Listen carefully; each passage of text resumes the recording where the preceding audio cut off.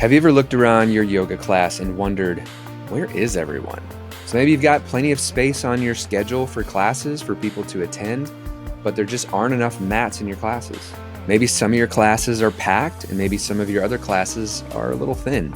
Or maybe just overall class attendance is low or dwindling and you're trying to figure out what you can do to bring more people into your classes. Do you want to know one of the biggest mistakes that us yoga teachers make whenever we're trying to grow our class sizes? Typically, we'll just jump straight into adding more classes to our schedules, thinking more options equals more students. But here's the truth. That approach often backfires. It'll leave you feeling burnout and even more empty spaces to fill. Today, we're going to talk about some practical things you can do to increase your class size and even just to figure out what's going on and come up with a plan for how to grow your classes and reach more of the people that you are called to reach.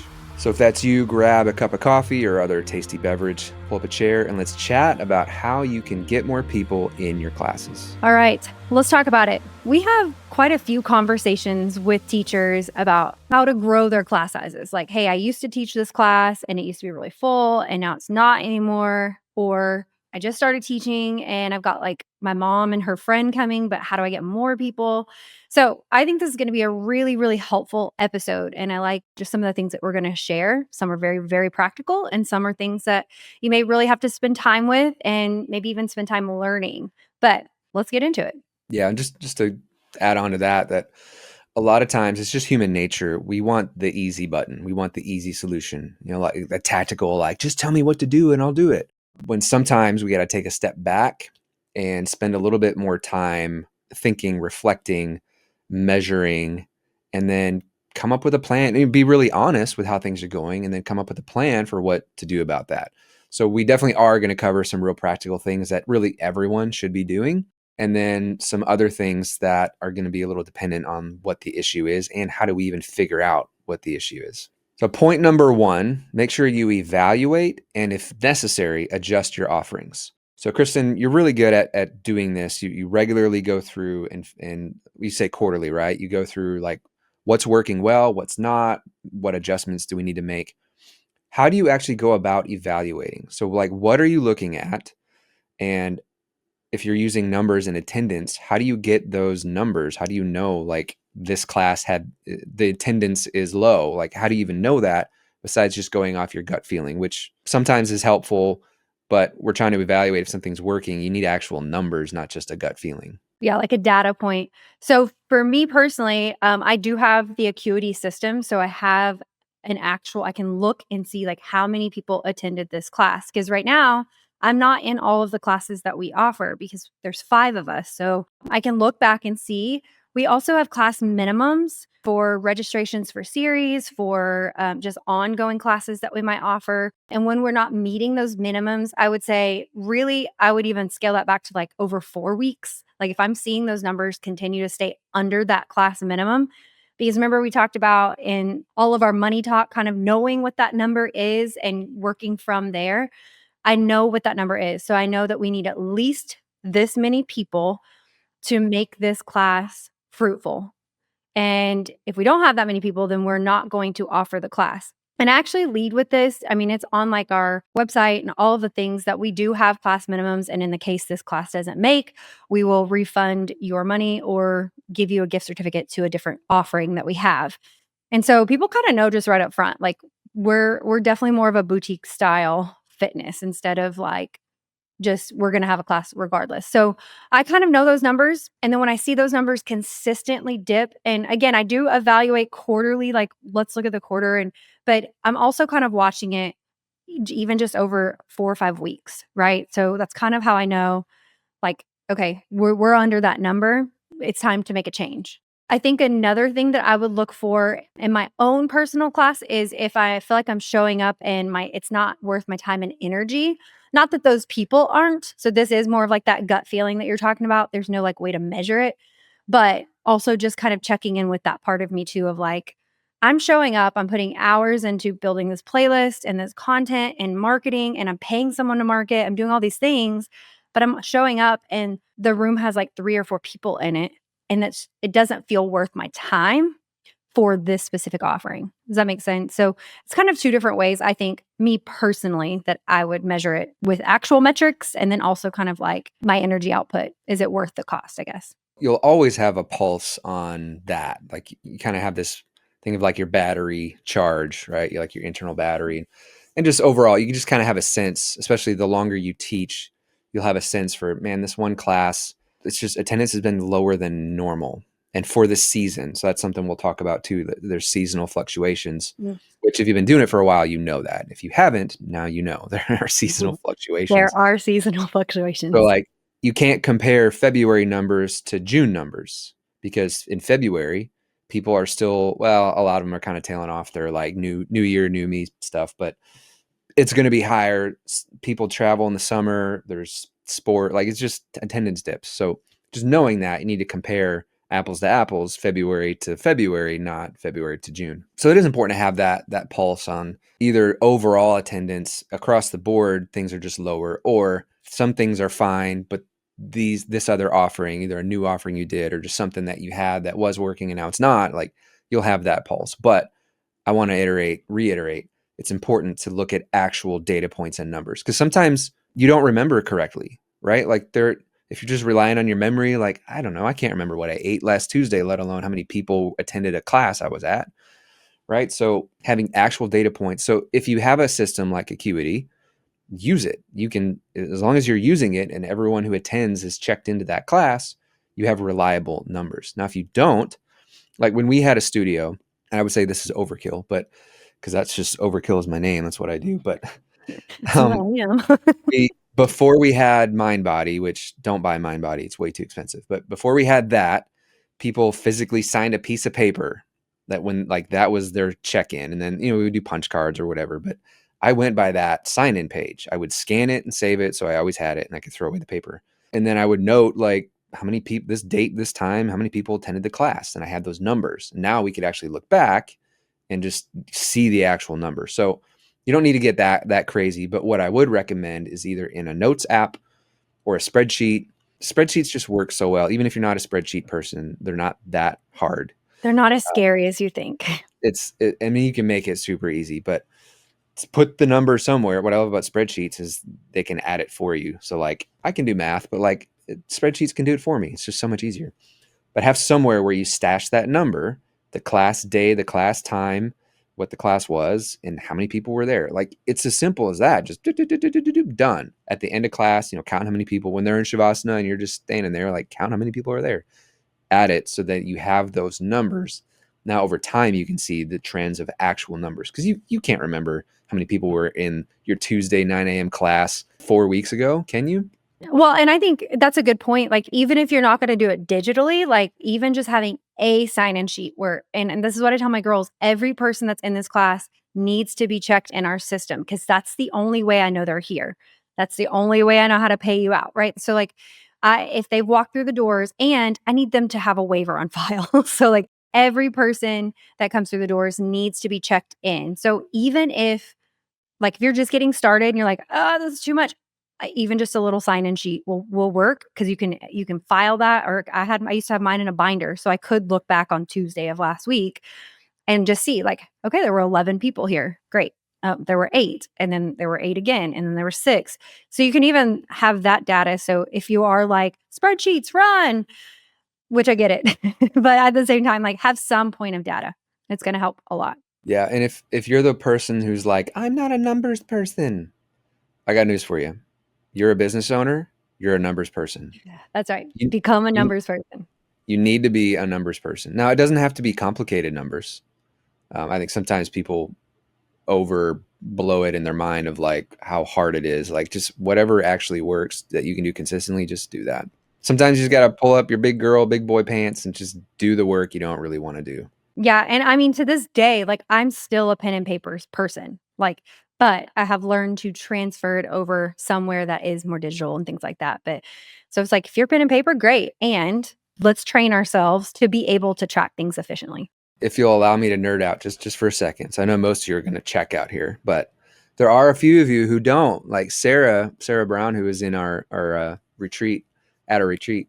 She was like, she's like me. She's like, I love spreadsheets. Like, let's talk about it. I'm like, oh, sweet. Yes. But having it in a spreadsheet, there are really simple ways that you can make graphs and charts that just make it super easy to see trends. So, and it's really not that hard, and it's getting easier and better even with AI and stuff like that. So I'm considering putting together some like basic spreadsheet things that would help a yoga teacher. So if you're interested in that, message us on wherever you want to message us at.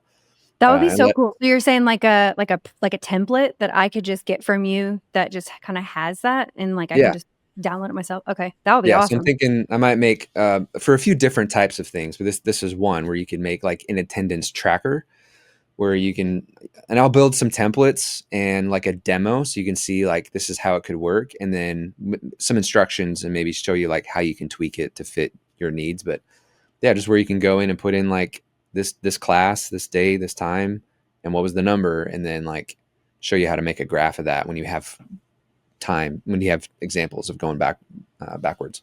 Yeah, so I was gonna say before you said that, even if you don't know how to, because I don't even know how to build a spreadsheet, and what I do know is that I know how to get on YouTube and find someone who could teach me, and I also have friends who can be like, "Beep, bop, boop," and build one in, like, 4 seconds, and I'll be like, "Hey, can I give you $30 to, like, to build this for me really quick?" And they're like, "Heck yeah, $30 will take me less than an hour." Like, there are people in your life, like you said, like Sarah, it's like, there are people who are very savvy in this area. So I think that could be a really great tool or resource for those of us who do tend to run away from spreadsheets and things like it. But I have pulled up my big girl pants, and I am teaching myself or allowing other people to mentor me and teach me to do these things that I have avoided for so long. So y'all can do it too. If I can do it, you can do it.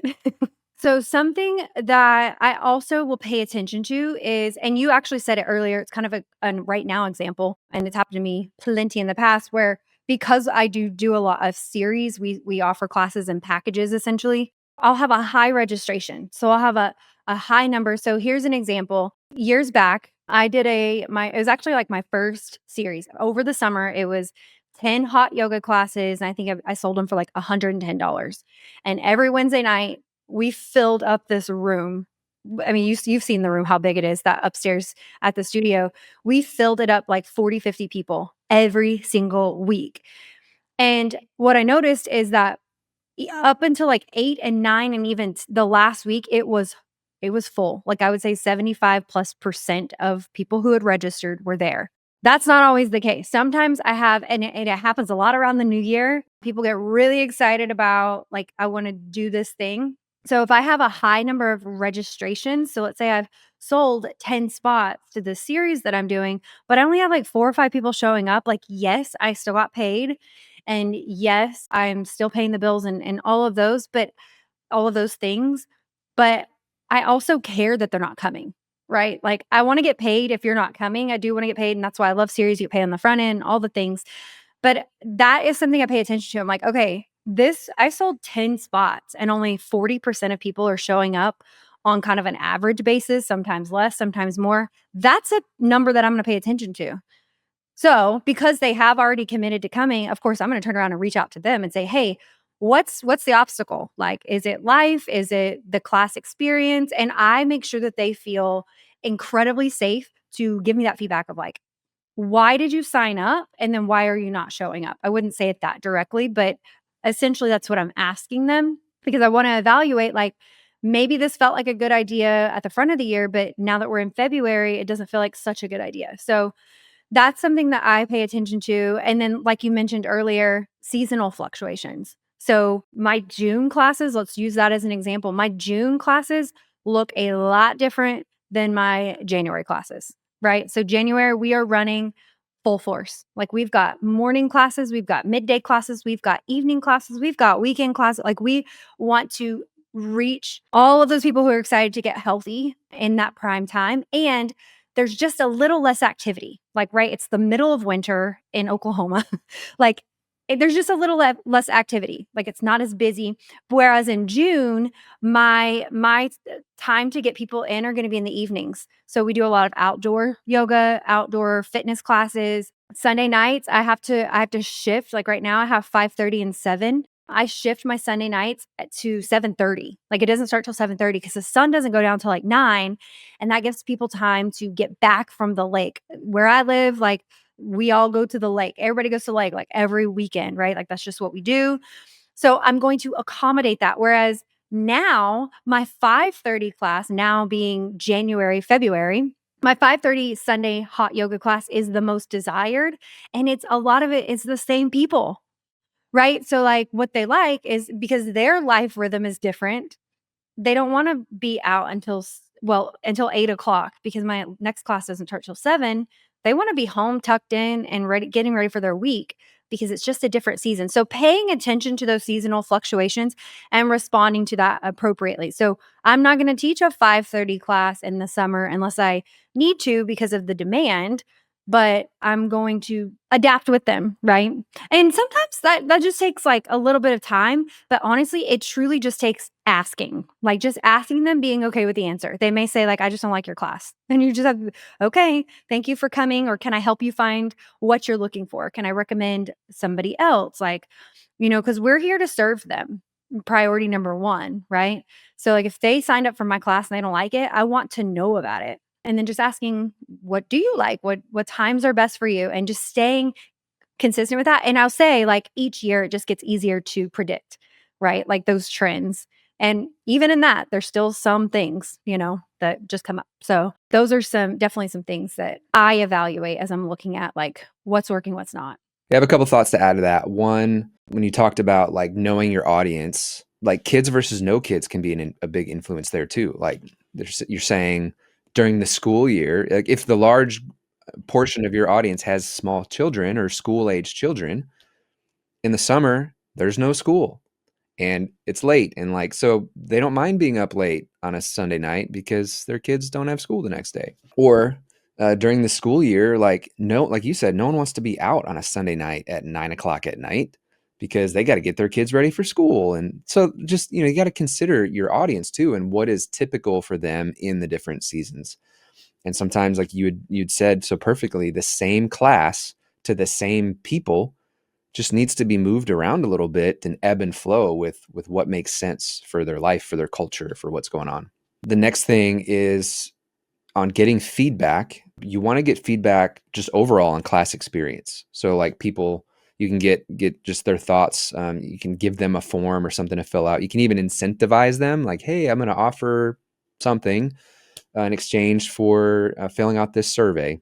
And then you can also get feedback on specific classes. So like if you're offering a new class, for instance, or you're doing like a pop-up, just trying something new, definitely get feedback on that. Like, hey, what do you guys think? I'm trying to figure out if we should add this as a regular class or whatever it is. You get feedback there on that specific offering. And then you had alluded to this too, that when people are paying for things and aren't showing up, start asking some questions. Don't just directly say like, hey, you paid for this, you didn't show up, what's going on? But based on your relationship with that person, like there definitely are some people probably who you can be a little bit more upfront with, like, hey, like this isn't like you. Usually you're coming to everything, but you paid for this thing and you haven't showed up. Like, what's going on?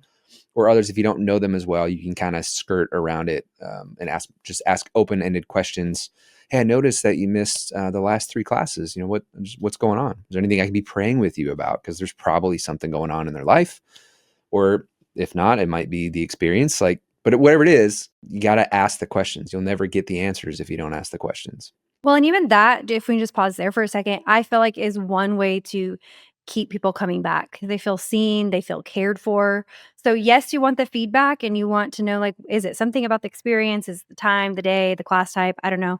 And I want you to know that, like, I notice you're not here. Can I be praying with you about anything? Like, just that alone is a way to grow your classes. A practice that we like to do when we have new students come in is have a touch point with them within 24 hours and say, "Hey, we're so glad that you came to class. How can we be praying for you? I just want to let you know here's some other classes that you can hop into." Like, just having that personal touch is kind of what sets us apart in this industry, to be able to say, like, "What can I be praying for?" Like, if somebody from Walmart called me and was like, "Hey, you left your phone here. Are you okay? Like, or your wallet here or something, like, you want me to be praying for you?" I'd be like, "That'd be so weird." Right? Like, we get to be different in that way. That way of thinking and operating with your clients and your students in itself can help you grow your classes.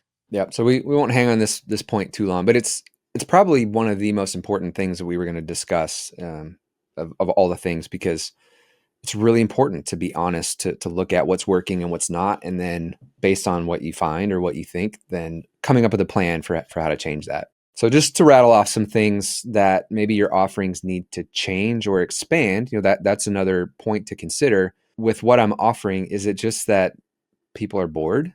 Am I just doing the same thing over and over again and people are just kind of getting bored? That's definitely a thing. And you can go back to the previous episode on our different ways to make money as a yoga teacher. There's great examples in there of ways to change it up and try some new offerings. You might also look at just the day and the time. So maybe, the timing needs to change, again, based on seasonal fluctuations, or for whatever reason, maybe the demographic you were targeting, let's say it's a lot of working professionals. They're not going to come to a Tuesday 9 a.m. class because they're at work.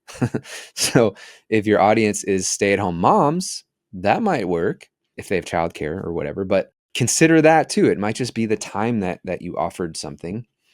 Also, the frequency. So this is something that I was going to get to at the end of this point, was that maybe you're offering too many classes. And so and that was something we alluded to in the beginning, a lot of times people are like, man, people aren't really coming. Maybe they want more options. No, that often backfires. That's probably the thing we see the most in Yeah. our coaching clients and people we talk to, is they have too many options. And people, when there's more supply than demand, it shrinks. That's just across the board economics, business 101. So what you should look at is having fewer options for them to choose from, and you'll likely see more people attend, because it's just subconscious. It's going on like, oh, I don't need to go to today's class. I'm going to go tomorrow. There's so many other options. People are lazy. It's really easy to talk yourself out of going to class when there's so many more options. And then the next day happens, they do it again. Oh, well, I can go the next day. And before you know it, they didn't come all week. So by cutting classes and there's only one or two options, I mean, I shouldn't say one or two, but when it's drastically reduced, they're much more likely to attend. Okay, so I want to touch on something that you said about maybe changing it up because they might be bored. So I actually have kind of a real life example of this that's, again, just kind of current. So I have this group. It's my only group that's kind of on an ongoing. They used to be a private class, and then we opened it up to the public, but it's just an ongoing membership based situation. What they get is they pay X amount for 2 classes a week. They get Tuesday, Thursday, 9 a.m. rain, snow, sleet, shine, whatever. It's a full on membership just for this 9 a.m. sessions. So we have kind of played with some different options for them. Like, how can we get them more engaged? Like, it used to just be Tuesdays only. And then we added Thursdays over the years. And I've had them for about 6 years now. And I said, what if we added, some kind of body-based fitness? And this group of women, most of them are in a more seasoned place of life, right? Like, they have grandkids and they don't work and things like that. But they are at the point where building strength they're seeing the benefits of yoga. So I'm like, how can we take them to the next level? So we've tried different things. I see them walking in my neighborhood all the time. So I'm like, what if we did a half walking, half yoga? We tried that for a while, about 2 months on Wednesdays. So we did 30-minute walk. We walked out 15 minutes and came back, and then came and did 30 minutes yoga. The 2 people that came loved it. It was not, trying to engage the same group of women differently. So we've tried multiple other things. I tried bar and it was crickets. We tried different things. So this year, at the beginning of the year, I said, why don't we try and do a fitness-based, it's just body-based fitness class. Same time, same teachers, we're just adding to their schedule Wednesday and Thursday, or Wednesday and Friday. So we're just going to sell it in a package like we normally do for series. And we did it for January. And I said, we're just trying it out. We're going to see if y'all show up. And I told them this, if I have at least 7 of you guys sign up, or 5, I think it was 5. If I have at least 5 of you guys say yes to it, then we'll do it. And by the end of January, they were like, do not stop this. We love it so much. I'm like, I knew you would love it because I know you and I know how to serve you. I just need you to get here to see that you love it. So that was an example of me adding to something that's already going well. And how can I like continue to serve that same audience instead of like being out here trying to get a whole new group of people. It's like, how can I already like serve an existing a group of people, my existing audience, and they love it. So we relaunched it for February and March. And if they love it, guess what I'm going to do? It's going to be April, May, and June. And then guess what I'm going to do? If they keep signing up for it, I'm just going to add it to their tuition and make it like a monthly situation, because what they're showing me over 4 or 6 months is that they're going to actually show up for these classes. So I'll put it on their schedule for their monthly tuition. So that's kind of just a real-time example of like marketing to your existing audience. Like how can I best serve them? Well, for one, it took a lot of trying. Like over 6 years, I've tried multiple different things, multiple different times, and some of the same things multiple different times. But this is the one that in this season with this group of women, they love it. Like it's working and they love it. Christy and I share it. So it's not just me. I mean, like they're getting their same teachers, but they're seeing the results in their body that I knew that they would see and love. But it just took some time and some trying around and figuring it out. So I just wanted to share that when you're talking about getting bored. It's like they do every Tuesday, Thursday. They like that consistency, but like, how can I spice it up or sweeten it up a little bit for them? Right. And we finally found something that works. And it might work for a while and then stop working. And so like, Yeah. just like you said early on, this should be a continual process of evaluating what's working, what's not, and what can we change. Mm-hmm. Yeah, no, it's true. So the last thing I wanted to touch on in this section before we move on is to be consistent and do not cancel or reschedule classes unless you absolutely have to. Like this should be the rare exception and not the norm, because inconsistency will kill your attendance. If people aren't sure if you're going to be there, they're just not going to commit. And think about this, even just in your own life. I think a lot of us probably have that friend who we like to be around, we want to hang out with, but they're flaky. We'll make plans and then they cancel it. We'll make plans, they got to change it. And like at some point, you're just like, you know what, the ball's in your court, like, but I'm done. If you don't have someone in your life, that might be you. Let's hope that it's not, but maybe it is. But just think about that from the student's perspective. If they can't really count on your class always being there, they're probably going to stop coming or stop when it works out, like, yeah, maybe I'll come, but nothing kills it like being inconsistent. So to help with that, one, you might just need to be tougher. If you cancel because you just don't feel like teaching a class, you're maybe sore from a workout, you're not feeling well, like unless you can't crawl out of bed and teach that class, teach the class. And I also want to encourage you to, as soon as possible, find someone who can sub for you occasionally. So, I mean, you always want to be trying to develop people when you can, and this is a great reason, but is there someone who you can start developing to maybe sub once in a while if, something, heaven forbid, comes up? Or are there some other teachers in your area that you can just make friends with and like do it for each other? Like, hey, like if there's ever a time where I can't teach, would you be able to fill in for something? That's really important to have, but that should, again, all of this should be like the rare exception. And Kristen, I think this is something you do really well, and especially early on before you had team or reliable team. I remember you talking about this, like how important it was that even when you're not feeling it, even when you're not feeling great, to just be consistent and do not cancel. Well, what it's doing is it's building trust it's building that trust factor with them. That she's going to do what she says she's going to do. Right. And then they're going to start to build that trust with themselves. Like, well, she's going to be there. I'm going to be there. What's funny about all of this is yesterday I canceled a class and I try not to cancel. I let it kind of be up to them, but we had ice on the roads, like actual ice. And that's a situation where it's like their safety is my priority. So I'm with stuff like that, natural disasters, the whole town quit having water, so like everything had to shut down. I mean, things like that are pretty much out of my control. Like I will cancel, but let me tell you what I did is I said, "All right, so we'll reschedule it." We didn't just cancel it; we rescheduled it for Monday, so they get 3 classes next week. But I sent them a workout to do. I said, "Let me know when you're done," or I'll send them one of our YouTube videos. "Let me know when you're done." So they're still getting like that connection point with me. It's like, it's not just like, "Sorry, no class today, inclement weather." It's like, "Hey, I'm good to get there. I can get myself there. I'm only a mile away. Like I could walk there if I needed to. Like I want you guys to be safe. So let me know what you want to do." And I gave them the option. I said, "I'm going to go with majority vote. Do we want to do this, this, or this?" And they all voted like, "Let's reschedule it for Monday." And I said, "Great. Now let me know when you're done with this workout. It's called my hotel workout. All you need is about the space of a yoga mat to get it done.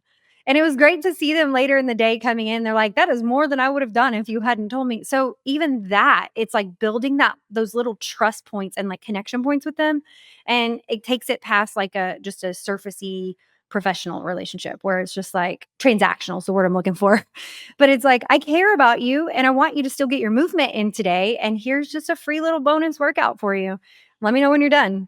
And it was great. I loved it. So, but what it's doing is building trust. And there are going to be times you have to cancel because there's a tornado outside or there's ice on the ground or your dog got ran over. I don't know. I mean, like things really do happen. But like if you kind of just get in that habit of canceling just because you don't feel like it or because you're feeling discouraged or you guys, I buried both my parents in a matter of 2 years, lost half of my house to a flood. I mean, like literally, I've had so many things happen and I've led through all of it. And I'm not saying that to be like, look at me, like, look what I can do. What I'm saying is that, like, if I can do it, you can do it. And I would even argue to say that I built more trust and confidence with my students through that because it was a very vulnerable time in my life when no one would have faulted me for slowing down or stopping completely. Right. I mean, like I taught in a boot for 4 weeks, like when I broke my foot. So it's like, no one would have faulted me. And I don't think they would have trusted me. Like if she can push through that, I can push through whatever I'm pushing through on my side and get there too. Right. So like just like you can do it. Like it just takes a little bit of a mindset shift to say like, even if, right? Like not like if this happens, I won't do that. But it's like, even if these things happen, I'm still going to show up for my classes. And when you're evaluating your classes on a regular basis, like we talked about before, it's like, you don't really have to cancel classes because you're not like, oh, there's only 2 people that come anyways. I'll just cancel because I'm tired or I'm really sad and I'm grieving. And because I've had many of those days too, where it's just like, I'm really sad. I'm really sad today. I don't want to go and talk to people. I don't want to lead them through this, but like I did, like I just showed up because even if I'm sad, I'm going to go and I'm going to lead these people.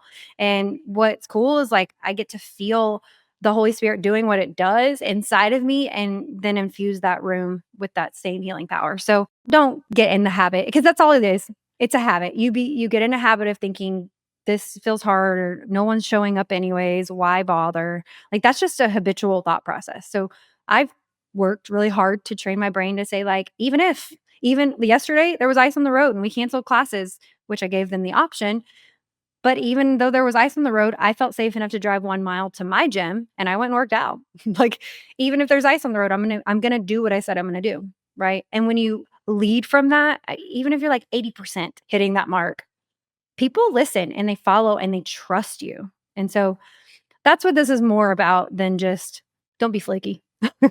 So I think it's a good point. But I would say don't be flaky because nothing Well, drives me more don't nuts be than flaky though. But like don't be flaky. But it's not just about that. Like I just wanted to share like kind of my side of things of how I've led through some of the times when I didn't want to show up or I was physically handicapped from the knee down. Like and I had to learn to just do what I could do, you know? But I built a lot of trust with people in that. So now when I have bigger asks down the road, like retreats or one-to-one coaching or whatever it is that I'm building later, they're like, this girl's going to show up. She's going to show up for me. She showed up she showed up for me before. She shows up for herself. There's that trust. And they may not even they don't even know like logically that's what they're thinking, but like that's what they're feeling because people have a feeling about you, whether they know what it is or not. So people trust me. Like the right people trust me anyways. just practically speaking, in those moments where maybe physically something is going on, learn to teach a class not on your mat, right? Like your foot example is a great example. You weren't on the mat doing all the poses, and you can still teach a class that way. And I know starting out, that's challenging. Going for your first few times of like teaching with your voice only and not also with your body could be challenging in the beginning, but you get better at it by doing it. And like we know people that like Sarah Hall can Mhm. teach a whole class. Just she doesn't do any of the poses. She can just teach a really I amazing class. literally have a video of her sitting in a like recliner chair at a retreat, teaching an entire class. She didn't move the whole time, and everybody knew exactly. But that does take time, and it can be challenging, and you can do it. You can practice it. Like you have to practice it at some point, but So in those moments where maybe it's a physical thing because you're injured or hurt or even just like sore from something, like just use your words a little bit more and whatever. Practically speaking, if you're sick, where would you say that line is of like, when do you show up even if you're sick, and when should you maybe not? Well, I think the line is I have to be really honest with myself about how sick I am, right? Because like, I don't get sick very often, thankfully.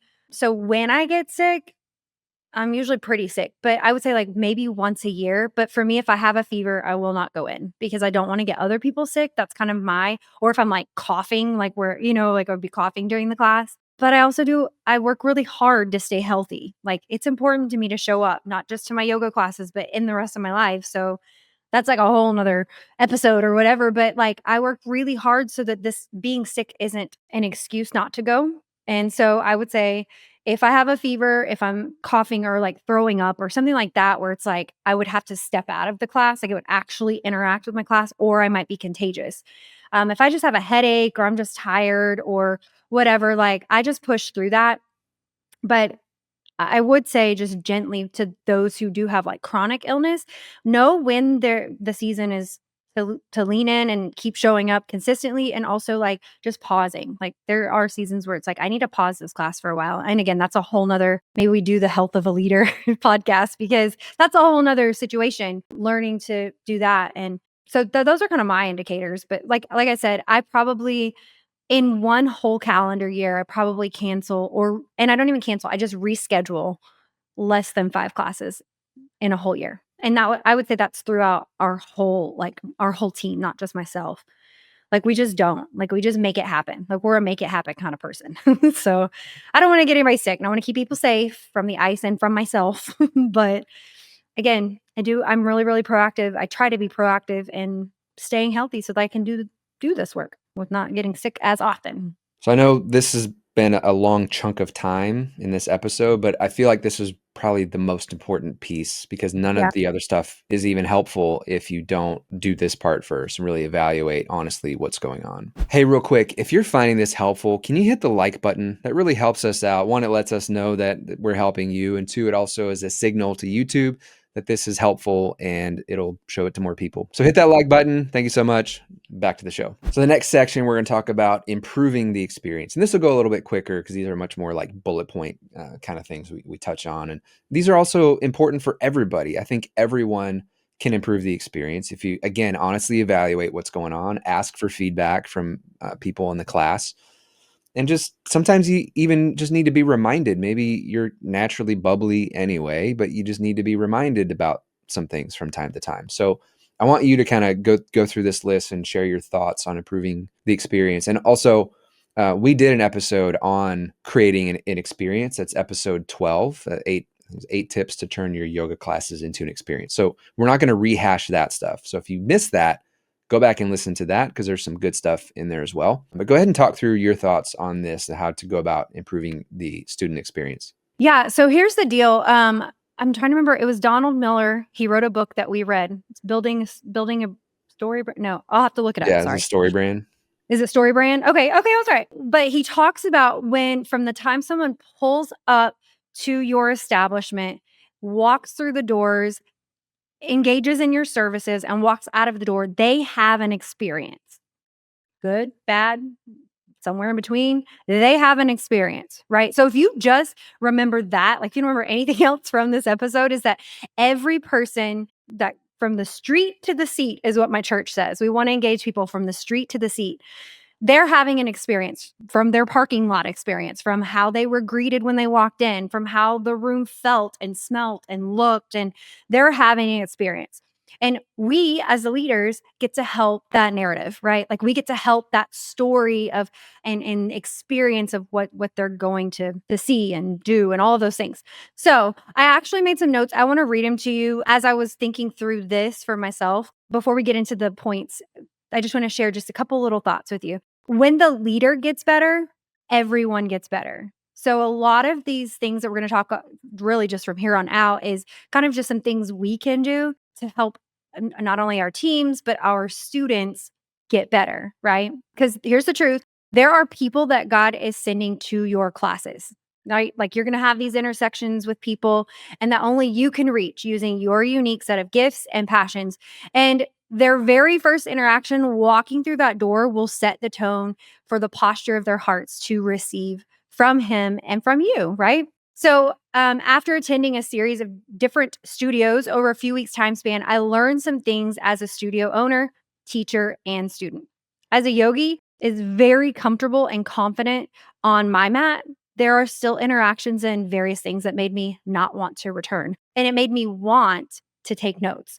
So, just some thoughts like going outside of your own space and experiencing it as a student is really important. Like go visit other studios. When you go travel, go to yoga studios in different towns and different places. So I want to share, I just wrote down 6 thoughts that I have for you in hopes to bring some awareness to your practice as a teacher and how we can posture ourselves to allow our students to find that freedom on their mat and in our presence and in the space that we've held for them. So the first thing is, and again, these kind of came from some of my own experiences personally, but also being in other spaces where I didn't know anybody and they didn't know me. So the first one is smile. You have about 3 to 5 seconds to impact the people that are coming in.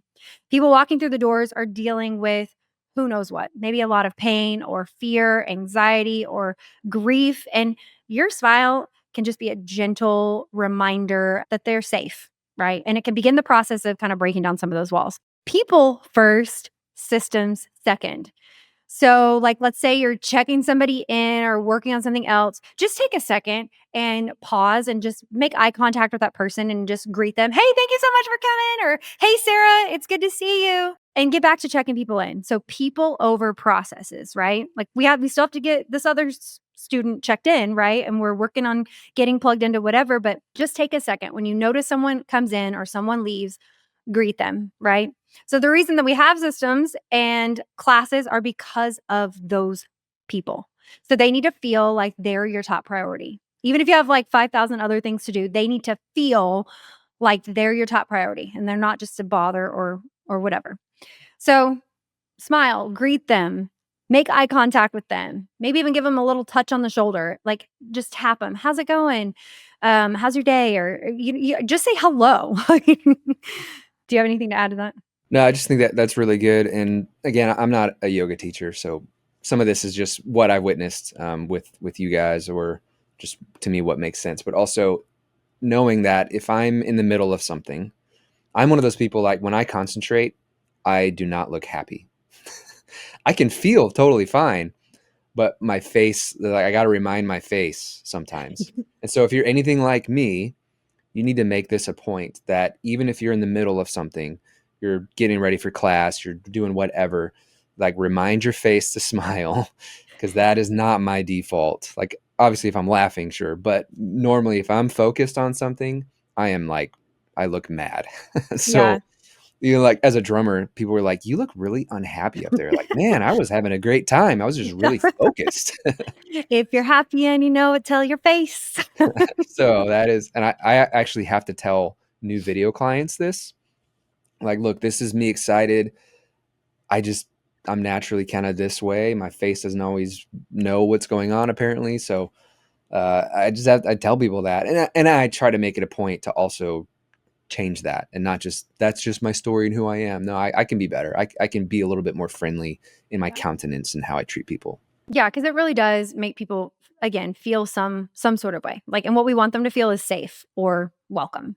Okay, the second thought that I wrote down was to postpone check-in and check-outs. Like for people coming in, no one wants to feel like the whole class is waiting on them, especially if they're already running behind. So just wait until the end of class as people come in. Maybe they arrive while you're doing your opening meditation, and just put that off and until after class, right? Like even if you just say something like, we'll get you checked in after class and let them get on in there. Because nobody wants to, they're already like, people are waiting. I mean, everybody's ready to go. And my person's like trying to like, you know, check me in right now or whatever. So just again, kind of that people over processes things. Like we need the systems and we need the process. But in that moment, we want to make everyone feel comfortable as they're entering into their actual practice. Yeah, and just one thing I wanted to add to that, and this might be kind of a overarching theme of more than just this piece of the experience, but you don't want to negatively affect the whole because of one, right? So if one person's late, don't make everybody just stand there and wait and like make the whole class late for that one person. That fits in really, really well with that process. And I would say even we've had some people ask, like, if you have a new student in the class and it's a power class, and let's say the new one's a beginner, don't make that entire power class suffer because you've got a beginner in there. Like, that might be kind of counter culture, not cultural, but some people might not like that. But I don't know if we want to touch on that. Well, I mean, yeah, I mean, we can go there just a little bit because it does kind of go with like the tone. So I think as the leader, it's our job to make sure they're in the right classes, but also let them know ahead of time, hey, this is a power class. It's going to have quick transitions, things like that. I will give you options. Listen to my options. If I say for a variation of this, or if you're not quite there yet, listen for that. And so like we can tell them on the front end, but then also like if at the end they're like, that was too much, that was too hard, then let's find them a better fit, right? Like that's kind of our job as their leader to make sure we're not trying to fit the wrong person in the wrong spot or right person in the wrong spot, I guess. So yes, we don't want to cater to the minority for sure. And that I think we've gotten some some flack for saying that, but it's true.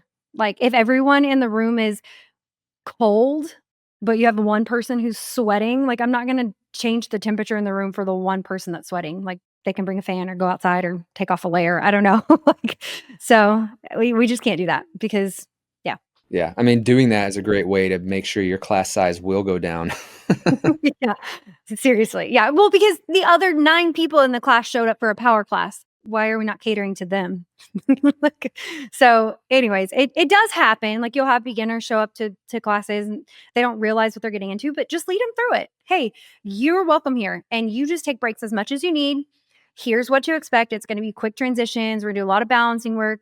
Take the variations. When I give you a modification, take it. So don't worry about what everybody else is doing. Just listen to me. So my third tip is to show your first time guest around. I remember when I went to visit a yoga studio, I can't remember where. We were on vacation, and anytime I go on vacation or anywhere outside of like my normal, I try to go and visit other yoga studios because I want to see like how they're doing it and like what they're doing different and all of that. But I like walked in and they were just like, "Okay, we'll see you in class." And I was like, so I walk in, I check in, or I think I checked in online or something like that. And then I see no yoga studio. So I'm like, where do I go? And it wasn't until I saw someone behind me walk in with a yoga mat, they went around the corner and up a flight of stairs that I didn't know existed.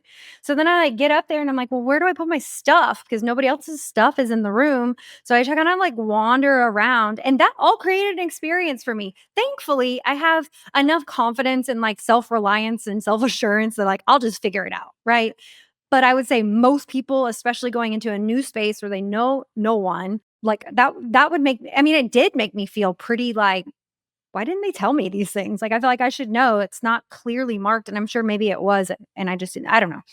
So if someone's new or they're new to that space, like, hey, let me show you where we put our shoes. This is where the yoga blocks are. Right down the hall and over to the left is the bathroom. There's water over here. I mean, like just taking literally 30 seconds to like give them a little tour so that they're not just like wandering around looking like the new person, right? Like nobody wants to be like that. So we all like to be like assured of what we're doing and where we're going, especially in an uncomfortable situation.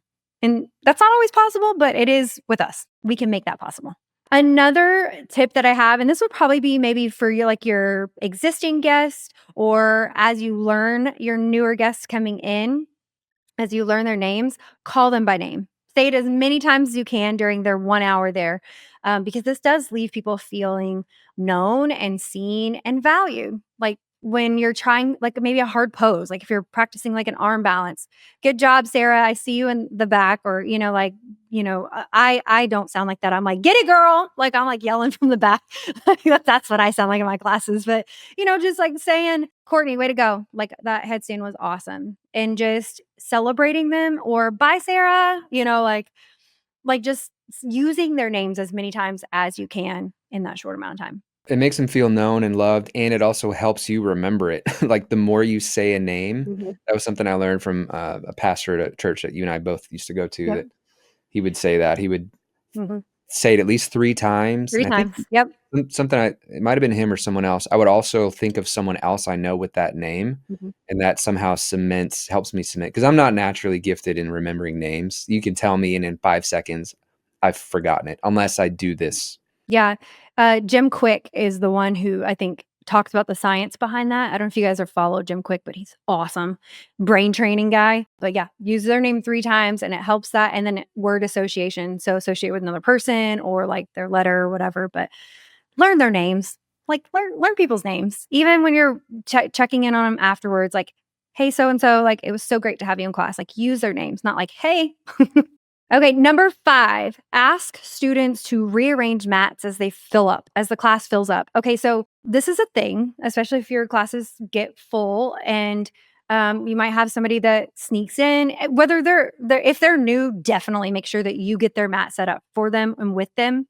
But even if they're not new and they just walk in a minute or two late and everybody's already like in their position, or like it's just really crowded and they're not really sure where to put their mat.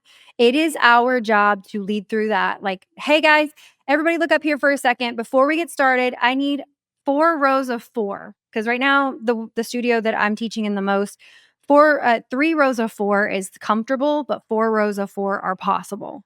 So I'll just tell them specifically 4 rows of 4. And that helps them. And everybody just stands up and moves their mats and they work together and they get it. And then we go on. So it helps that one person walking in, again, whether they're new or not, like nobody wants to be like, excuse me, can you move over that way? Like, no, I'll just walk over and say, let me give somebody a different name. Hey, Jessica, like instead of it always being Sarah or Susie. Hey, Jess, let me move your mat over here just a little bit so that we can squeeze her in right here. Good to go. Stagger a little bit so you don't hit hands. Good to go. Do whatever else you need to do. So take it upon yourself to make sure that before you start the class, or even if class has started, to help those people find their spots in your class. Some people even pre-mark them. A studio I used to work at they have like lights. Do you know what it is, Nick? On the What? floor at Salt, they have these lights on the floor. So when you walk in, there's numbers on the floor, and when you sign up for a class, you get a number. So they like assign you spots. But anyway, so you can pre-mark them with like dots or whatever, but make that your job to make sure that they don't have to ask people to move. Can be really uncomfortable for everybody. Yeah, you could even make it funny, like, "All right, everyone, we gotta shift over," like, "Shift happens here Shift at happens. whatever yoga," like, that Yeah. line always gets people to crack a smile, like, "Shift happens here." It does. It does, absolutely. And then my 6th point is to make sure that you're engaging with current students. One of the ways that we can do this is making every class an experience. So give it a theme. Make sure your playlists are fresh or kind of even just relevant, like you're playing stuff like if I have a class full of teenagers, I promise the playlist is going to be different than my 9 a.m. ladies who are all in their 60s and 70s. Make sure it's relevant to your audience, right? You can have certain intentions or just kind of a focus for that class. And it's not like you have to write like this whole content and all of these things, but kind of know when you go in, like, what do I want people to feel? So if I'm going in and we're going to be doing a power flow and I've got like loud music, I'm going to be blaring. I'm going to be diffusing some peppermint and like kind of like energizing oils to go along with it. And then like my lights are going to be like red or orange or like, I want it to feel like a full experience, right? Adding themes can look like, I just had one this morning, so I want to share it with you. A theme could look like, so I do hot yoga every Sunday night. And again, I do it in series, but I think my next series each week is going to have a different theme, like 90s or Disney movies or whatever. Like, and it's just gonna be like a fun, like just a really, because I've done a lot of really heavy hitting stuff, like head and heart stuff these last couple of weeks, which I was on purpose and I wanted to do that. But now I'm like, each week is going to be like a mystery theme. It's going to be fun. And I'm going to build like a really fun flow around it. And, just do these different, I'm going to do one that's like just movies, like movie soundtracks, right? Like, so that's a theme. Like, I don't have to really build any content around it, but it's a theme. Like, I know some of y'all want to do 80s. That will not happen in my classes. I'm a 90s girl. Okay. Another way to engage with your students is to connect with them before and after class. So again, maybe this is more than just like, hey, so and so, but like, hey, how was your week? Or how did that? I mean, if you remember something from what they told you, how did your dad's surgery go? Or Are you guys staying healthy? You know, like just connecting with them on just a different level before and after classes. How do you handle the talkers? Like guarantee there's going to be someone who monopolizes your time and just that one who just doesn't understand social interactions or doesn't catch subtle hints and cues that maybe I should stop talking and let other people talk. How do you handle that? Okay, so there's a couple things. The first thing is I will have them walk and talk. So if I'm like cleaning up, if they're kind of getting to that point where it's longer than like the appropriated amount of time that you would have a discussion before or after class, like they really want to talk, I'll just be like, "Hey, walk with me." And I'll just start putting up. So I'm sending out more social cues like, "Hey, I'm cleaning up and when I'm done cleaning up, I'm going to walk to my car." I'll have them help me. Like, "Hey, will you hit that light over there?" And just kind of like have them help me clean up.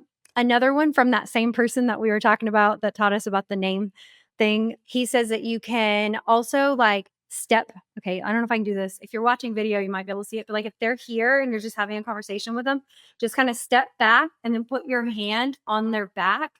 And like it was so good to get to catch up with you. And like you just start kind of patting them on the back and just kind of walk away. And I thought that was, and it's a kind way to say you're literally like moving them out of your line of sight. And so like I don't want to be rude, but at the same time, like I've been standing here having this conversation for a long time. So that's just like a cue, like how to do that. Or I'll just interrupt them and say, "I love having this conversation with you, but I have to go get my kids before it's too late. So maybe we can chat over coffee or next week, like let's fill me in next week or something like that." And just kind of interrupt them and say, because there are those people that it's like, especially for me, if I have a late class, like I'm already getting out at 8 o'clock. So by 8:30, if I haven't left my studio yet, like after I've cleaned up, like you're now monopolizing my time. You know what I mean? Like if it's not a two-part conversation.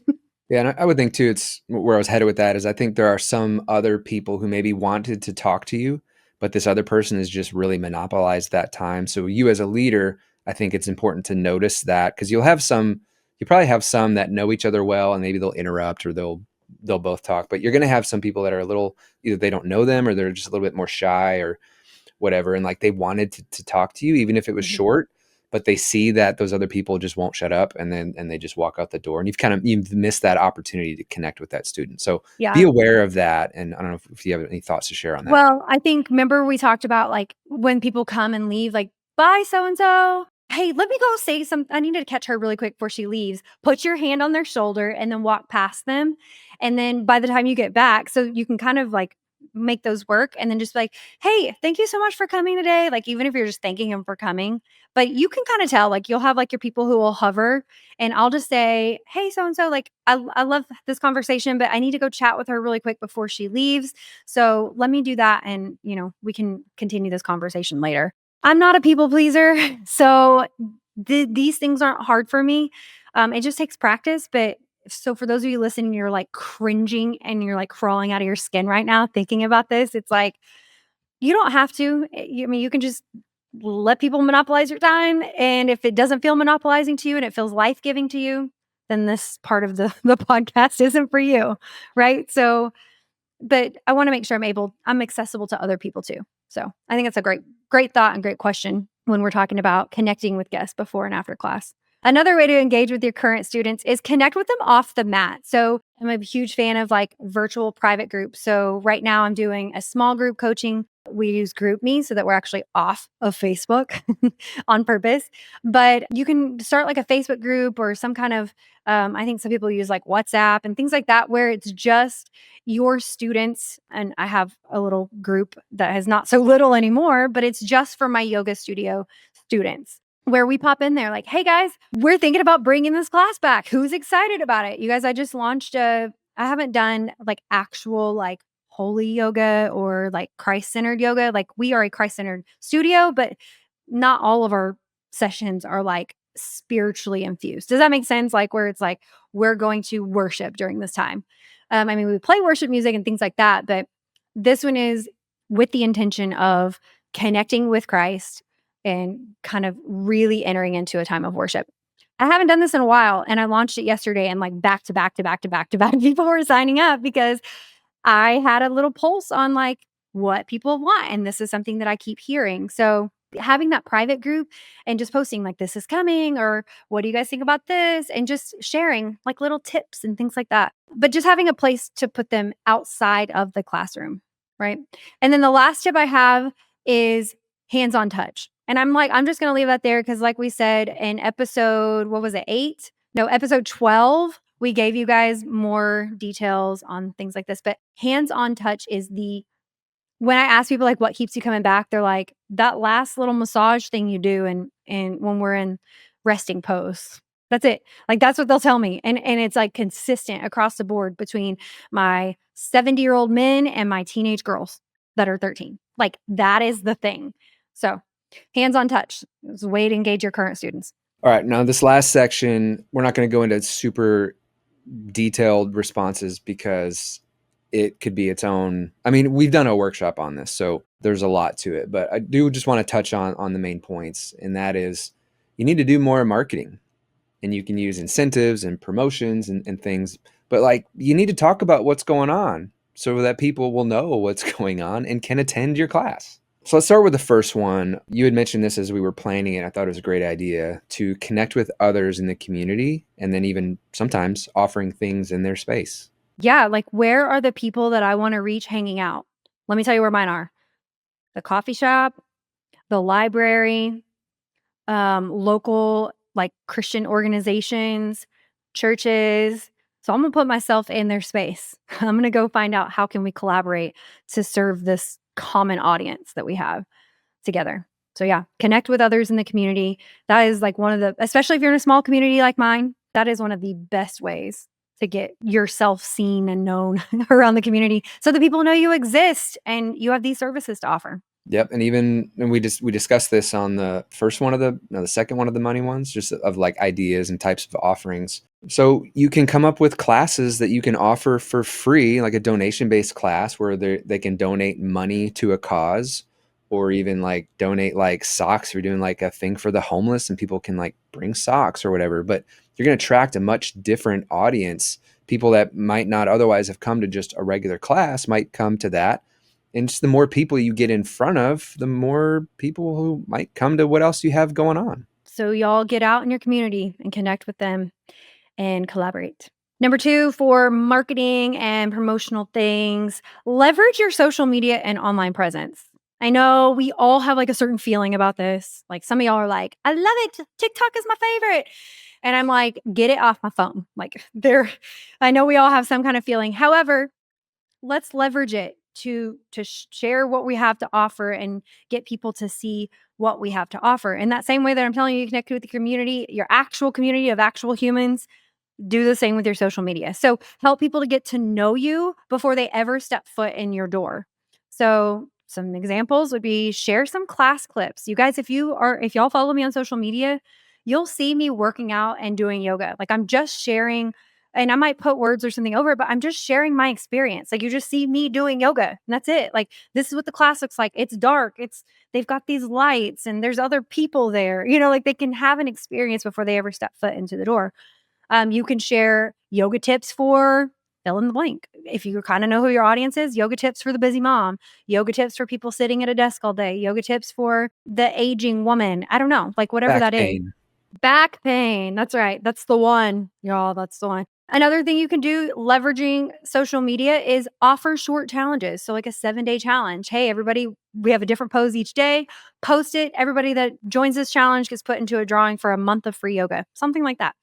People love stuff like that. We've had great success doing things like that too. So that is a little more labor heavy on your part. But if you're just getting started, do that. Like start there. People will find you. Another idea would be go live with little mini sessions. You could do like a breathing session, or you can do, hey, I'm just going to show you how to do a sun salutation. These are great to do while your coffee is brewing every morning, just to wake up the body, wake up the mind, warm up the muscles.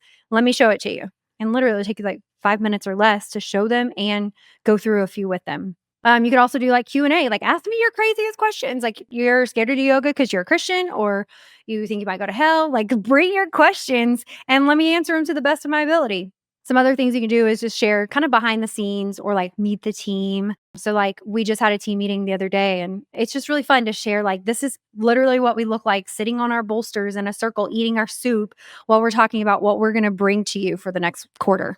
right? Like, and kind of reflecting on like all that God has already done, just taking this time as a team and doing our own thing, like just sharing those little things. What are your thoughts on marketing and promotional offers and incentives, Nick? Yeah, marketing is one of the things I help other businesses with, and there's so much we could talk about. But just it's really easy to just talk about what you're doing. So things that you're already doing, just capture it and share it. So as you're prepping for a class, you could snap a quick picture or a short 8-second video clip that you can turn into a reel with words over the top, but just say like, working on Tuesday's class. That's it. Like it's as simple as that. Just capturing a shot of like getting ready for today's class, and as you're like prepping the room or whatever, like snap a picture, post a quick little this is what's going on. It's just it's a numbers game. And it used to be when you would post, the people who followed you saw what you posted. Nowadays, with the algorithm and all this stuff, things just, and with the amount of stuff out there, things just get buried, and not everyone's going to see everything that you post. So by posting a little bit more frequently, you increase the chances that your ideal audience or the people who love what you have to do will actually see what's going on. And a lot of marketing and posting online is just to stay top of mind, to remind people. It's really pretty simple to just capture what it is you're already doing. And we can talk more. Maybe we'll do a future episode on that, or I highly recommend our marketing workshop, which you can get. Just reach out to us. It's not, I don't have a link yet for you to get it, but reach out to us and I can get that to you. The next one is get current student stories and testimonials. Like ask your students to share their experience. I do this by sending just a text with a couple of prompts. Hey, could you take like 2 minutes? It would mean so much to me if you could tell me what you love about your experience, what would make it better, how you feel, like just the vibe of the studio. So I'll give them like some kind of talking prompts because some people are like, I don't know, I feel good. Like, or I've even asked people to just shoot me, hey, can you send me a video that's like 30 seconds and just tell me like, hey, I've been going to Kristen's classes and I'll give them an example of kind of like how to position it, like people who are comfortable on a camera, and we can use those. We've done that for CDY lots. Like, hey, just shoot us a message or a video of you saying these things or whatever. Obviously ask for the permission to share it, but most people would not give you that if they weren't okay with you sharing that. Like they know you're going to use this for marketing or whatever. So most people are comfortable with that. So you can use those stories and feature them on your social media and website. So again, you're leveraging social media, and it's not even really content that you had to make. It's just somebody else's story, right? Like something I did when I was selling my retreat, or I opened up a retreat, is I literally went to people who had posted on their page about their experience at my retreat, like their own words, unprompted, that they just posted about their experience, and I just screenshotted it and I put that in the little testimonial spot. So it's like literally their words from their social media site. I didn't have to rewrite anything or anything. And I just posted it in there for other people to see like their experience. So share that on your social medias. And of course, you want to make sure that you do have their permission. I know I already said that, but just let them know like, hey, I want other people to know about this. And you seem to love my classes. So can you just tell me a little bit about that? And then you can even encourage or incentivize students to post about their experience on their feed and tag you. Like, hey, you guys, when you check in here and you post something about whatever, you lead them to do whatever, like check in here and let people know where you're at. You get put into a drawing for the month of January. So everybody that does that and you tag me, I'm going to go back and put you guys in a drawing, and I'm going to give away 5 yoga classes for free or $30 gift certificate or whatever. Because a lot of people are already doing it anyways, or they would do it. Like, do y'all see people in your yoga classes, like before class starts, or like taking little selfies of their feet on their yoga mat? Just ask them to tag you in it. Like, hey, when you guys post about being here, tag me in it so that I can share it so other people can know about us. The last little bit here before we move on is encourage people to leave a Google review. So if you don't yet have it, it's important to set up like what do they call it, a Google My Business or a Google thing for your business. Just like you would ask people for feedback or to fill out a form, like ask them, hey, can you just take a second, go to Google and leave me a review. That makes a big difference. When you're looking for somewhere to go and you see Google Maps or whatever map or whatever thing you're using, but you see Google reviews, like that makes a difference. When you see a place that has 0, you're like, are they even a business? Like, no one's even left a review? Like they probably aren't very good.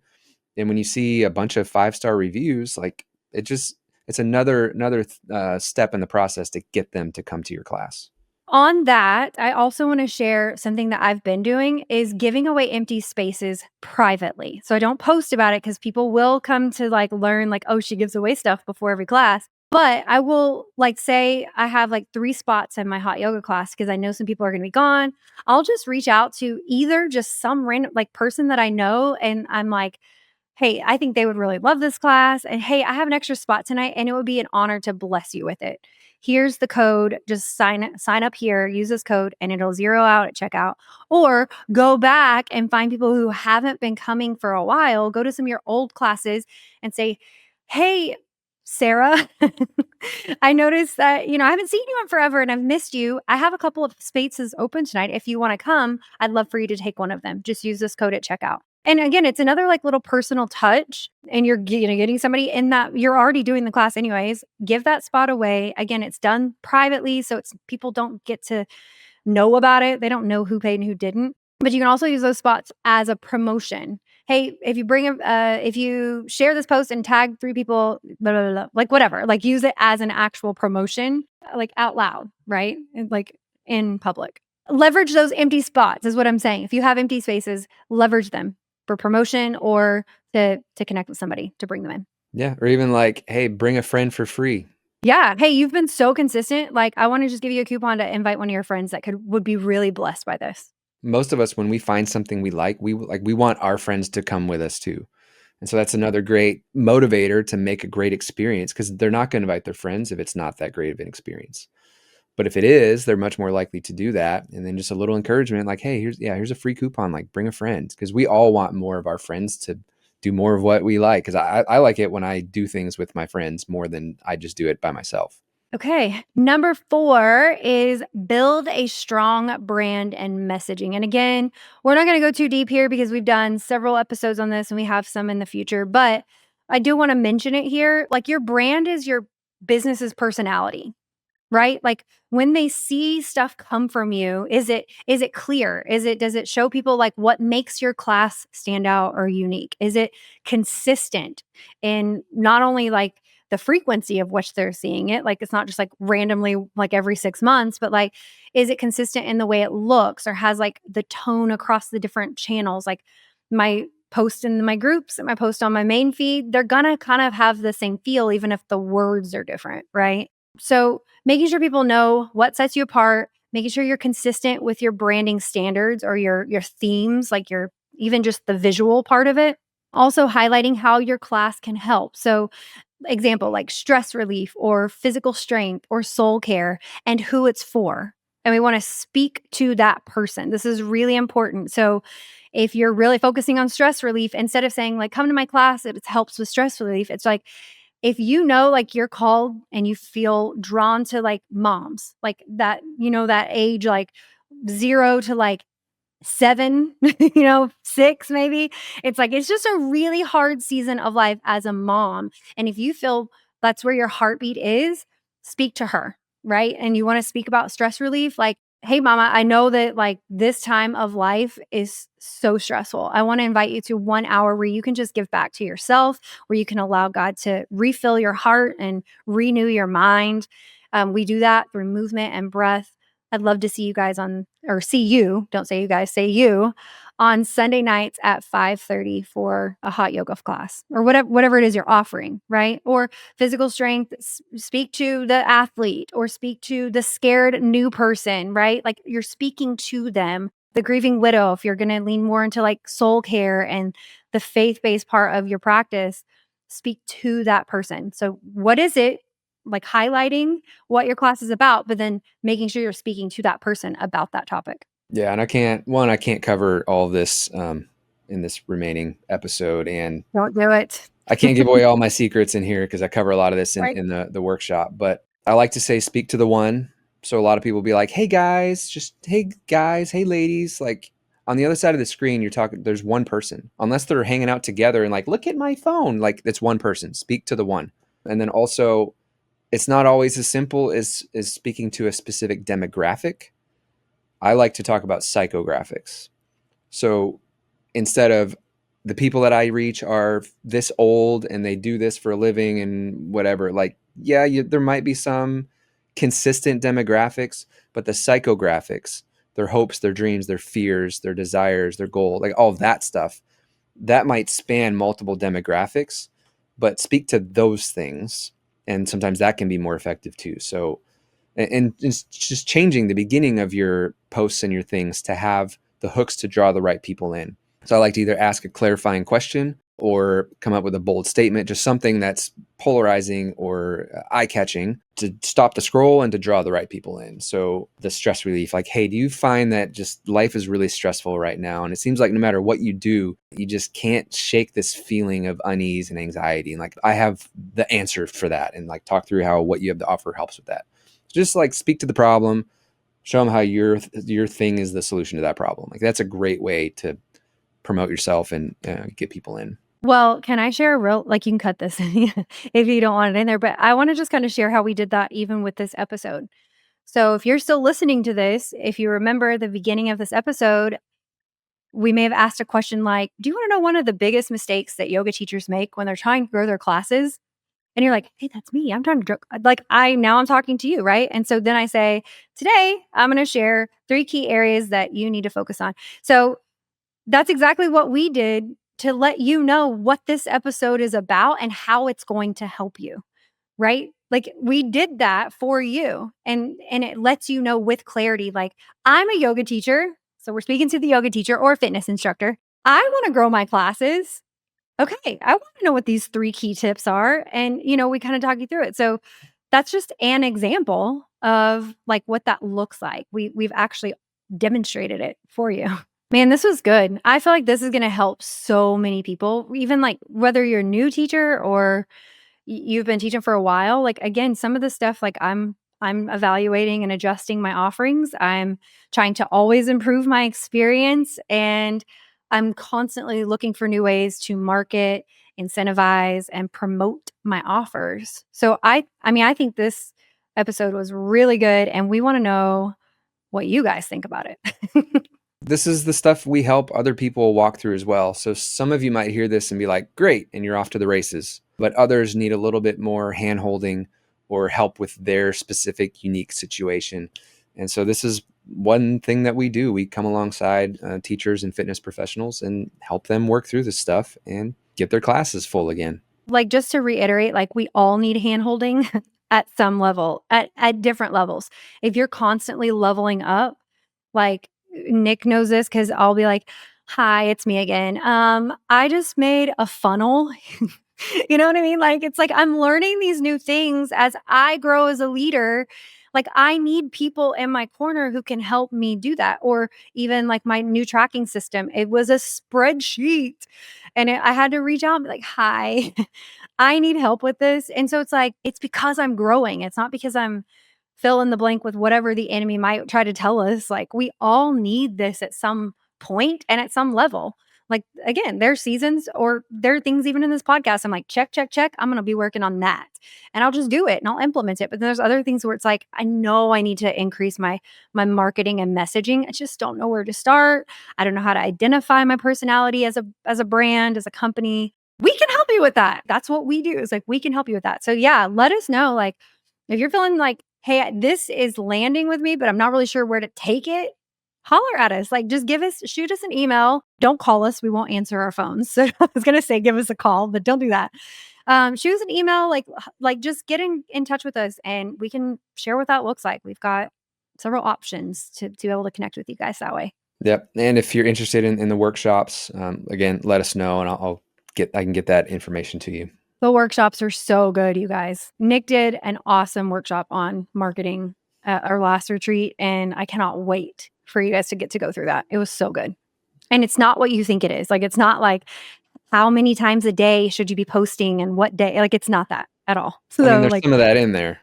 I mean, there is, but like, it's not that type of marketing work, like that type of stuff. Like, it's so much more than just social media and things like that. So good. Well, friend, I hope you found that helpful. And hey, did you just notice that I said friend and not friends? And hey, y'all, like, I'm speaking to the one. So we put this into practice. And hey, it's subtle, but it makes a difference because it just does. So other things, quick tip, pro tip, look, if you're making video, look at the lens and not the screen. Don't look at yourself, look at the lens, because on the other side of that screen, if you're looking at yourself and not the lens, it doesn't look like you're making eye contact, and that's super duper awkward. So fix that, okay? Look at the lens. Okay, back to my outro. I hope you found that helpful, and if you did, would you please share it with some other people? That's how this grows. We're not running ads, we're not doing crazy stuff to try to just explode this thing. We really are just trying to help other people, and it really helps us out if you share this with other teacher friends or people that you think that this could help. Well, that's all we have for this one. We'll catch you in the next one.